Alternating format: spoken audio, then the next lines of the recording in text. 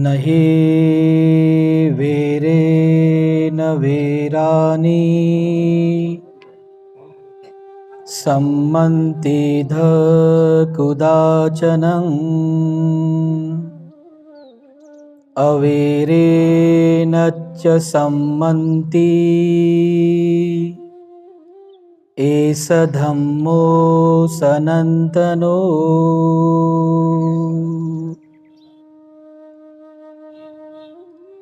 पूरे विश्व को शांति दुख मुक्ति का आर्य संदेश देने वाले विश्व के विश्व शांति दूत, महान करुणावंत करुणा के सागर, महाकारुणिक तथागत सम्यक संबुद्ध को मैं त्रिवार अभिवादन करता हूँ।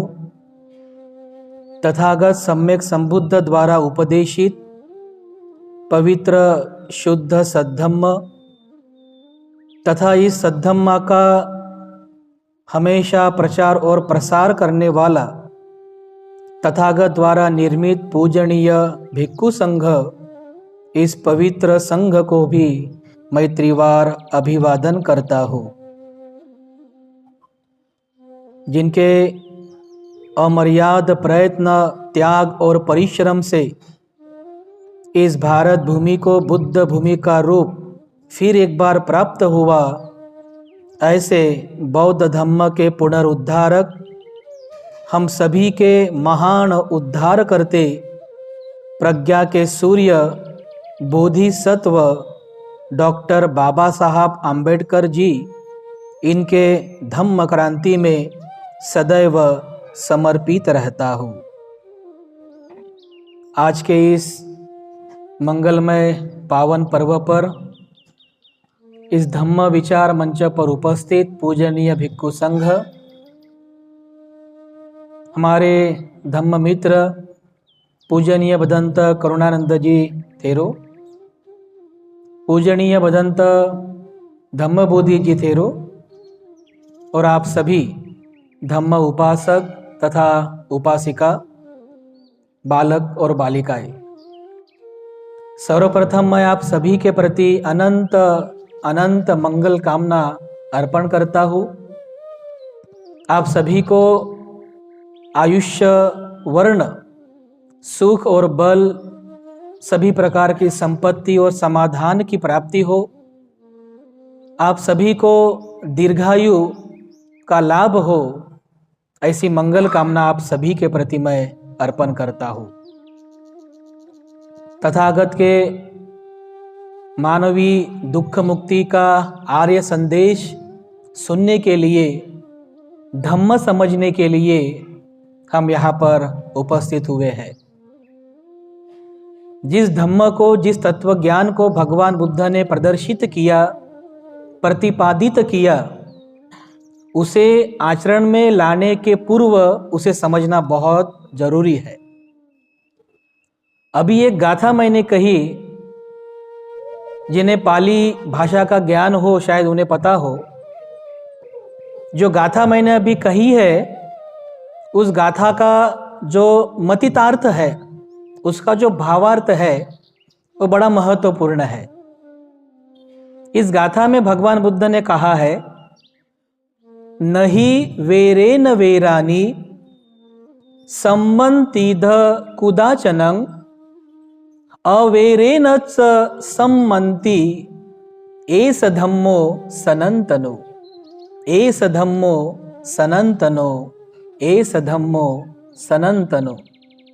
इसका मतलब होता है, यही तो सनातन धर्म है। एष धम्मो सनातनो। भगवान बुद्ध ने इस उपदेश में, इस गाथा में कहा है, एष धम्मो सनातनो, यही सनातन धर्म है। इसे ही सनातन धर्म कहा जाता है। कौन सा? तो भगवान बुद्ध ने सनातन धर्म किसे कहते हैं ये समझाने का प्रयास किया है। नहीं वेरेन वेरानि, नहीं वेरेन वेरानि सम्मन्तिध कुदाचनं। वैर से वैर कभी शांत नहीं होता, वैर से वैर कभी शांत नहीं होता। अवैरेन च सम्मन्ति। वैर हमेशा अवैर से ही शांत होता है। एस धम्मो सनातनो, यही सनातन धर्म है, इसे ही सनातन धर्म कहा जाता है।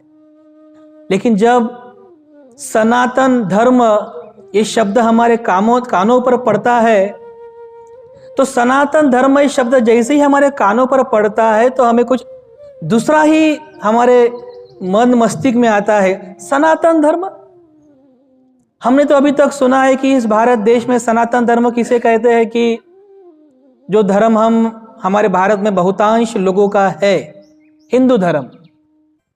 तो इसी हिंदू धर्म को दूसरे शब्दों में सनातन धर्म कहते हैं। तो जिसे सनातन धर्म का बुद्ध ने बतलाया हुआ अर्थ पता नहीं, तो वो ये कहेगा कि सनातन धर्म तो भाई हिंदू धर्म को कहते हैं, यही हिंदू धर्म यानी यही सनातन धर्म है, यही वैदिक धर्म है। लेकिन भगवान बुद्ध ने एस धम्मो सनातनो कहा है, यही सनातन धर्म है। तो सनातन धर्म का अर्थ क्या है, ये हमें समझना जरूरी है। किसे कहते हैं धर्म और किसे कहते हैं सनातन धर्म? कई लोगों को पता ही नहीं कि किसे कहते हैं सनातन धर्म। दोस्तों मित्रों, जब समाज में शुद्ध स्वरूप में सनातन धर्म रहता है, शुद्ध स्वरूप में, और इस शुद्ध स्वरूप में सनातन धर्म का पालन जब लोग करते हैं तो समाज में बड़ा ही सुख रहता है, बड़ी शांति रहती है। लेकिन ये धर्म बिगड़ जाए, ये धर्म बिगड़ जाए या विकृत हो जाए तो समाज में बड़ी ही बेचैनी फैलती है, व्याकुलता फैलती है, लोग बड़े ही दुखी रहते हैं। आज से 2500 साल पहले के इस भारतवर्ष में कुछ ऐसी ही परिस्थिति आई। कुछ लोगों ने खुद के स्वार्थ के लिए या फिर मेरा सम्मान हो, मुझे लाभ सत्कार प्राप्त हो, तो इसलिए खुद के स्वार्थ के लिए धर्म को इतना बिगाड़ दिया, इतना बिगाड़ दिया कि लोग धर्म का सही अर्थ ही भूल गए। एक व्यक्ति ऐसा कहे कि मैं अमुक एक घर में जन्मा हूं, मैं एक अमुक मां की कोख से जन्मा हूं, एक अमुक घर में जन्मा हूं, तो मैं जन्म से ही श्रेष्ठ हूं, मैं जन्म से ही महान हूं। और तू उस अमुक घर में पैदा हुआ है, उस अमुक मां की कोख से पैदा हुआ है, उस अमुक जाति में पैदा हुआ है, तो तू जन्म से ही नीच है, तू जन्म से ही रुष है। जब धर्म के नाम पर ऐसी बातें समाज में फैलने लगती है तो समझ लेना चाहिए धर्म बिगड़ गया। धर्म का जो मूल शुद्ध स्वरूप है वो अशुद्ध हो गया, धर्म विकृत हो गया, समझ लेना चाहिए। तो आज से 2500 साल पहले के इस भारतवर्ष में कुछ ऐसी ही परिस्थिति आई, धर्म के नाम पर कुछ ऐसी बातें फैलने लगी और लोग धर्म का सही शुद्ध अर्थ भूल गए। जो झूठी बातें फैलाई गई उसे ही सही मायने में लोगों ने धर्म समझा, उसका ही आचरण करने लगे, उसका ही पालन करने लगे। तो जो व्यक्ति ये समझे कि भाई धर्म तो मुझे कहता है कि मैं अमुक जाति में जन्म लिया हूं, अमुक माँ की कोख में पैदा हुआ हूं, तो मैं धर्म के मायने मैं जन्म से ही नीच हूं, तो वो दुखी का दुखी रह गया, है ना। वो तो दुखी का दुखी रह जाएगा, मरते क्षण तक वो दुखी का दुखी रह जाएगा। तो कोई महापुरुष आए, कोई महापुरुष जन्म ले, कोई महापुरुष आए और इन्हें समझाए कि भाई अरे सही धर्म ये है, सही अर्थ धर्म का ये है। तो ऐसे ही समय में इस भारतवर्ष में एक महापुरुष का जन्म हुआ, भगवान बुद्ध का जन्म हुआ। और भगवान बुद्ध ने ऐसे समाज में धर्म के नाम पर फैले हुए जो कुछ अशुद्ध बातें हैं, जो विकृत हुए जो बातें हैं, उसको सही कर लोगों को सही धर्म बताया कि क्या है धर्म, क्या है सनातन धर्म। तो जब भगवान बुद्ध ने उपदेश दिया इस सभी उपदेशों का जो सार हमें मिलता है उसे हम थोड़ा समझने का प्रयास करेंगे कि सनातन धर्म किसे कहते हैं। उदाहरण के तौर पर बताता हूं, बर्फ होता है, बर्फ होता है, बर्फ। तो बर्फ का एक कुदरत का कानून है, बर्फ का एक प्रकृति का नियम है। क्या नियम है? बर्फ जो होती है वो खुद शीतल होती है, ठंडी होती है ना। और जो जो उसे हाथ लगाए बर्फ उसे ठंडा करती है, उसे शीतल करती है। ये क्या है? बर्फ का, ये बर्फ का नैसर्गिक नियम है, ये प्रकृति का विधान है, ये कुदरत का कानून है कि बर्फ खुद शीतल होता है और दूसरों को शीतल करता है। ये बर्फ का नियम है, ये कुदरत का कानून है। जब कोई बर्फ को हाथ लगाए तो बर्फ ये नहीं देखता कि जो मुझे हाथ लगा रहा है, अरे वो तो ब्राह्मण है, वो ब्राह्मण है तो मैं उसे ठंडा करूं, और जो मुझे हाथ लगा रहा है अरे वो शूद्र है तो मैं उसे ठंडा नहीं करूं, मैं उसे गर्म करूं। बर्फ ऐसा कभी नहीं सोचता। अगर बर्फ ऐसा सोचता है तो उसका धर्म नहीं है, उसका धर्म नहीं है, वो कोई तो विकृत बात है, धर्म नहीं है। सबके ऊपर लागू पड़ता है, सबके ऊपर। और इस तरह से जब जब बर्फ को कोई हाथ लगाए तो सभी को बर्फ शीतल ही करेगा। आज से हजारों, लाखों, करोड़ों साल पहले जब बर्फ उत्पन्न हुआ हो तब भी बर्फ का कुदरत का कानून, बर्फ का नियम यही था। आज भी बर्फ का नियम यही है और हजारों सालों के बाद भी बर्फ का कुदरत का कानून यही रहेगा, कभी बदल नहीं सकता। इसे ही प्रकृति का नियम कहा जाता है, इसे ही कुदरत का कानून कहते हैं, इसे ही बर्फ का धर्म कहते हैं और इसे ही सनातन धर्म कहते हैं, जो कभी बदलता नहीं है। अग्नि, पता है अग्नि है ना, अग्नि होती है ना, अग्नि का एक नियम होता है कि खुद जलते रहे और दूसरों को जलाए। ये उसका नियम है, ये प्रकृति का कानून है, ये कुदरत का कानून है। जब अग्नि को कोई हाथ लगाए तो अग्नि ये नहीं सोचती कि मुझे जो हाथ लगा रहा है अरे वो तो ब्राह्मण है, मैं उसको नहीं जलाऊंगी, और ये जो मुझे हाथ लगा रहा है ये शूद्र है तो इसे जलाकर भस्म कर दो। अग्नि ऐसा नहीं सोचती। क्यों? अरे वो धर्म है, जो जो अग्नि को हाथ लगाएगा वो जल जाएगा, जल के भस्म हो जाएगा। ये अग्नि का नियम है, ये प्रकृति का कानून है, ये अग्नि का धर्म है। जब जब अग्नि आए तब तक अग्नि का धर्म यही रहेगा, इसे कोई भी चेंज नहीं कर सकता, इसमें कोई भी बदलाव नहीं कर सकता। इसे अग्नि का धर्म कहा जाता है, यही सनातन धर्म है। प्रकृति में इस कुदरत में जो जो चीजें उत्पन्न हुई है, हर एक चीज का नियम बना हुआ है, हर एक चीज का कानून बना हुआ है, उसे आप, मैं या कोई भी बदल नहीं सकता। इसी को ही सनातन धर्म कहते हैं, जो हजारों सालों से चलता आ रहा है। आज भी वैसा का वैसा ही है और हजारों सालों के बाद भी वैसा ही रहेगा। बिल्कुल इसी तरह जैसे बर्फ का धर्म होता है, इसी तरह अग्नि का धर्म होता है, तो इसी तरह इस निसर्ग में जो जन्म लेता है, जैसे कि मनुष्य का भी एक धर्म होता है। क्या होता है मनुष्य का धर्म?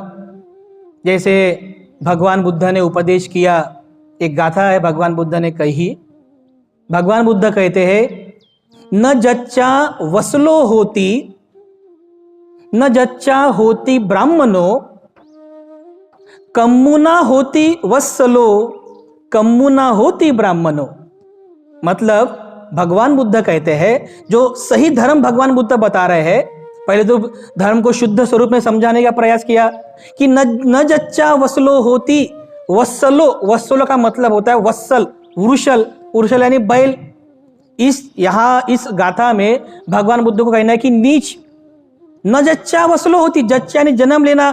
कोई भी जन्म से बैल नहीं होता, कोई भी जन्म से नीच नहीं होता। न जच्चा वसलो होती, न जच्चा होती ब्राह्मणों, और जन्म से कोई ब्राह्मण भी नहीं होता। तो फिर कम्मुना होती वत्सलो, कम्मुना होती ब्राह्मणों। कम्मुना मतलब कर्म, अरे कर्म से ही कोई वत्सल होता है यानी नीच होता है, और कर्म से ही कोई ब्राह्मण होता है। यह भगवान बुद्ध ने समझाने का प्रयास किया कि जन्म से कोई श्रेष्ठ नहीं होता, जन्म से कोई महान नहीं होता, उसके जो कर्म होते हैं, उसका जो कर्म है वो कर्म उसे महान बनाते हैं या फिर नीच बनाते हैं। अरे यही तो सनातन धर्म है, यही सनातन धर्म है। जब भगवान बुद्ध ने इस गाथा के द्वारा ये समझाने का प्रयास किया तो भगवान बुद्ध ने एस धम्मो सनातनो कहा है। अरे इंसान का सनातन धर्म क्या है? एस धम्मो सनातनो, तो क्या धर्म है?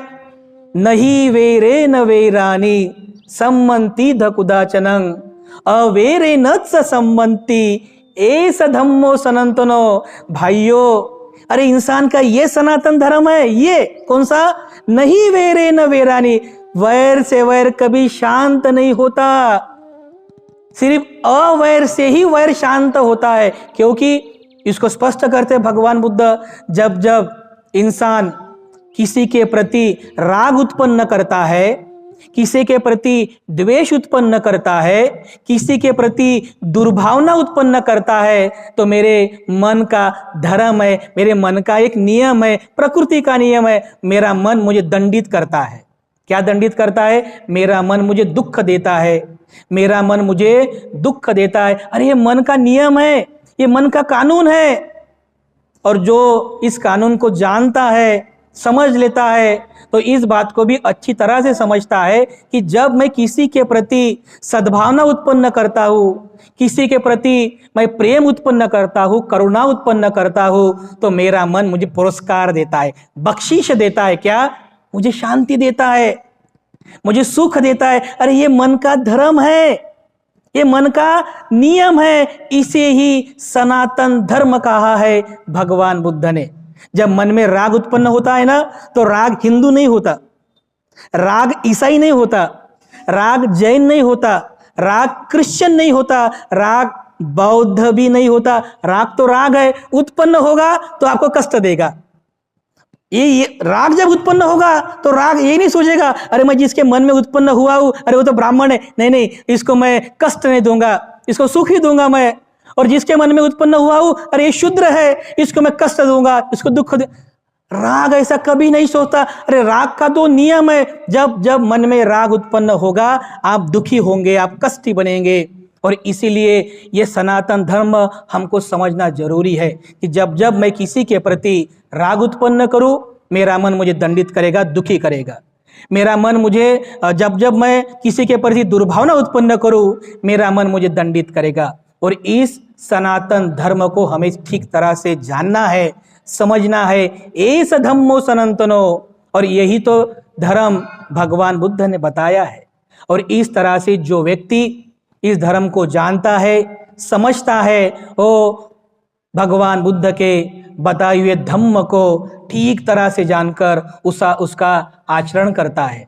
जब जब हम किसी के प्रति दुर्भावना उत्पन्न करते हैं, हमारा मन हमें दंडित करता है।